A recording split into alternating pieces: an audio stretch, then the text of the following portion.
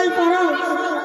আজকে এই মাহফিলের সম্মানিত সভাপতি, বিজ্ঞ বিচারক মণ্ডলী, সুদক্ষ উপস্থাপক এবং আমার সামনে উপবিষ্ট শ্রোতাবিন্দু, আজকে সবাইকে জানাই আন্তরিক শুভেচ্ছা ও অভিনন্দন। আজকে আমি যে বিষয়টি নিয়ে উপস্থিত হয়েছি সেটি হচ্ছে সমাজ পরিবর্তনের তরুণদের ভূমিকা। এই বিষয়ে সময়ের সংক্ষিপ্ত পরিসরে কিছু আলোচনা করার চেষ্টা করব ইনশাআল্লাহ। সম্মানীয় উপস্থিতি,